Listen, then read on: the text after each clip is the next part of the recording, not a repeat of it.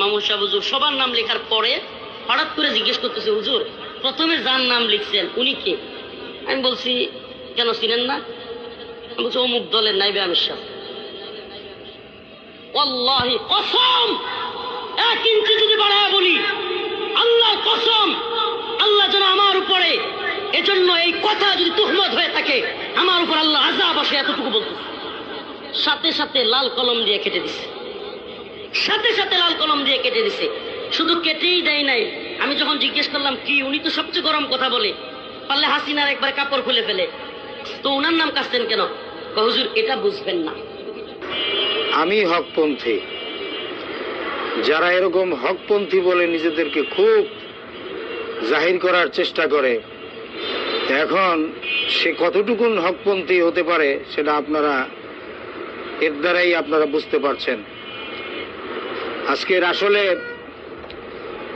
মাথায় পাগড়ি, পাগড়ির নিচে টুপি, পাগড়ির উপরে রুমাল, লম্বা জামা, লম্বা দাড়ি, এরপরে নিজেদেরকে খুব বড় বড় কুতুবুজ্জামান, কাইয়ুমুজ্জামান বলে নিজেদেরকে যারা দাবি করছে বর্তমান সমাজে, এরা প্রকৃতভাবে আল্লাহ তাআলাকে কতটুকুন ভয় করছে এটাই আমার কাছে সন্দেহ মনে হচ্ছে, যে আসলে আল্লাহর ভয় এদের কলিজার ভিতরে আছে কিনা আমি জানি না।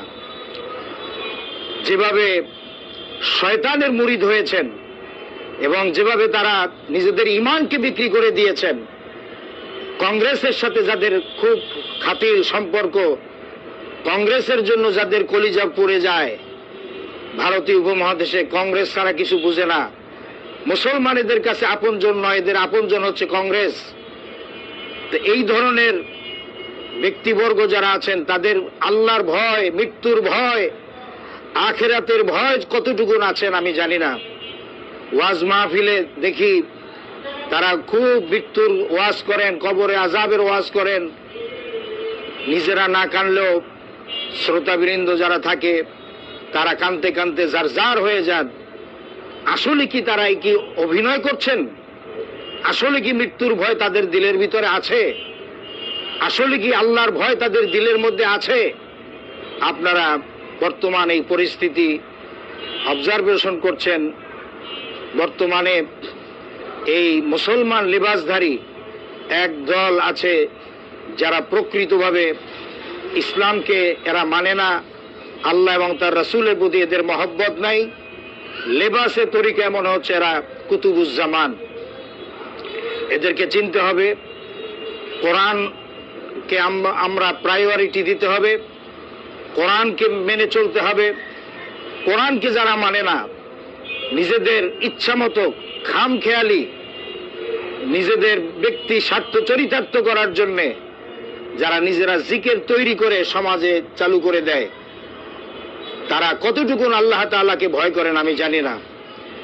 আল্লাহ তাআলা কোরআনে কারিমে সূরা আরাফের ভিতরে 2 জায়গায় বলেছেন যে তোমরা কাঁদো কাঁদো ভাবে, আস্তে, সাইলেন্টলি, গোপনে গোপনে তোমরা আল্লাহ তাআলাকে ডাকো। আর সেখানে আমাদের এক শ্রেণীর দরবার আছে যারা এমন জোরে চিৎকার মেরে মেরে ইল্লাল্লাহ জিকির করেন, মসজিদে বসে জিকির করলে মসজিদের ছাদ ফেটে যেতে চায়। কোন ময়দানে জিকির করলে দেখা যায় যে বাঁশ বেয়ে বেয়ে অনেকে ছাদে সেই শামিয়ানার উপরে উঠে যায়। এভাবে করে পাগলামি করে চিৎকার মেরে এই ধরনের জিকির করতে আল্লাহ রাব্বুল আলামিন সুস্পষ্টভাবে কোরআনে কারিমে নিষেধ করে দিয়েছেন। আল্লাহ তাআলার হুকুম যারা লঙ্ঘন করে, আল্লাহ তাআলাকে যারা বৃদ্ধাঙ্গুলি দেখায়, তারা নিজেরা যতই হকপন্থী বলে নিজেদেরকে দাবি করুক, এরা প্রকৃত হকপন্থী নয়, এরা হচ্ছে শয়তানের অনুচর, এরা হচ্ছে শয়তানের বন্ধু। আল্লাহ তাআলার সাথে এরা মুনাফিকি করছে, আল্লাহর হুকুম মানছে না। আল্লাহ তাআলা বারবার কোরআনে কারিমে বলেছেন তোমরা তাদের মতো হইও না যারা ক্ষুদ্র ক্ষুদ্র দলে বিভক্ত হয়। এদের চরিত্রই হচ্ছে আল্লাহ তাআলা যেটা নিষেধ করেছেন, ওয়ালা তাকুনু কাল্লাযীনা তাফাররাকু ওয়াখতালাফু মিন বাদি মা জাআহুমুল বায়িনাত। তোমরা তাদের মতো হইও না যারা ক্ষুদ্র ক্ষুদ্র দলে বিভক্ত হয়, এদের মতো তোমরা হইও না। তোমরা একই প্ল্যাটফর্মে থাকো, আজকের সামান্য এই ইল্লাল্লাহ জিকির নিয়ে আমরা মতবিরোধ করছি। 5 কল্লি পড়ব না 1 কল্লি পড়ব, টুপি উঁচু হবে না নিচু হবে, মিলাদ পড়ব কি পড়ব না, ঘড়ি ডান হাতে না বাম হাতে, মেসওয়াক দাঁড়াই করব না বসে করব, তারপরে